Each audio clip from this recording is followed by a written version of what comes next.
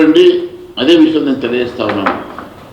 ఎవరైనా భారతీయ జనతా పార్టీ సిద్ధాంతాలు, భారతీయ జనతా పార్టీ నిర్ణయాలకి ఆకర్షితులై వస్తే డెఫినెట్గా రాజీనామా చేసి వారు ఎమ్మెల్యేగా ఎంపీగా వారి పదవికి రాజీనామా చేసి మా పార్టీలో జాయిన్ అయితే తీసుకునే చరిత్ర మాకున్నది, తీసుకుని సిద్ధంగా మేము ఉన్నాం.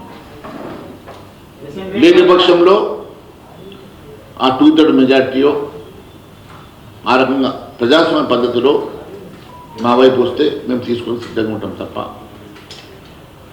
కేసీఆర్కి మాకు సంబంధం లేదు. కేసీఆర్ ఏ రకంగా తీసుకున్నాడో, కేసీఆర్ మీరు ఫాలో అవుతున్నారంటే కేసీఆర్కి మీకు గతంలో ఉన్నటువంటి స్నేహం అటువంటిది, మీ రిలేషన్ అటువంటిది. గతంలో కేసీఆర్ గారు యూపీఏ గవర్నమెంట్లో మంత్రిగా పనిచేసిండ్రు. రాష్ట్ర ప్రభుత్వంలో కూడా టీఆర్ఎస్ 6 మంత్రి పదవులు తీసుకొని అనుభవించారు. కాబట్టి వారి స్నేహబంధం అటువంటిది. ఆ రోజు కేసీఆర్ గారు సిద్ధాంతాలనే కేసీఆర్ నడకనే వీళ్ళు నడుస్తున్నారు.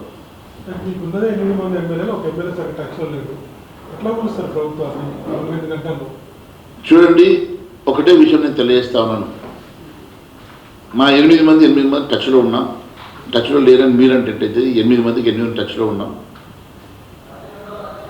ప్రభుత్వం వారికి ఉన్నది 63 సీట్లు, 64 సీట్లు అంటే కేవలం 5 సీట్లు మాత్రమే వాళ్ళకి అధికంగా ఉన్నాయి. రెండో మేజర్ అంశం ఏంటంటే, మేము ఏ రోజు కూడా ఏ ప్రభుత్వాన్ని కూల్చాలని చెప్పేసి మేము భావించడం లేదు.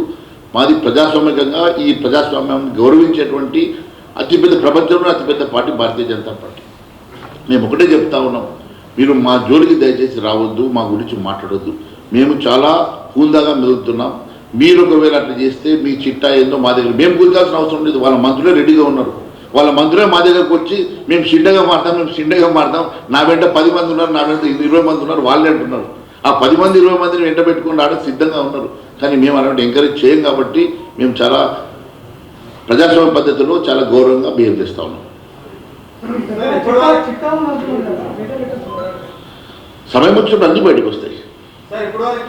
రేవంత్ రెడ్డిని కలిసిన వాళ్ళు ఒక్కొక్కరిగా బీఆర్ఎస్ నుంచి కాంగ్రెస్ లోకి వెళ్తున్నారు. పాల్వాయి హరీష్ బాబు గారు కూడా గతంలో కలవడం అనేది జరిగింది. చూడండి, ఆ రోజే పాల్వాయి హరీష్ గారు చెప్పారు అక్కడ వారి ప్రజా సమస్యలు. చూడండి, ఈరోజు ఎంత బాధాకరమైన అంశం అంటే, మంత్రుడిని ముఖ్యమంత్రి, వారి మంత్రి ముఖ్యమంత్రి ఎవరైనా సరే ఈ తెలంగాణ రాష్ట్రానికి, తెలంగాణ రాష్ట్ర అన్ని నియోజకవర్గాలకి ప్రజలకు సంబంధించినటువంటి ముఖ్యమంత్రి. ఆయన ఒక కాంగ్రెస్ పార్టీకి ముఖ్యమంత్రి కాదు. ఏదైనా సమస్య ఉన్నప్పుడు రిప్రజెంటేషన్ ఇవ్వడానికి ఏ ఎమ్మెల్యేనా వెళ్ళొచ్చు.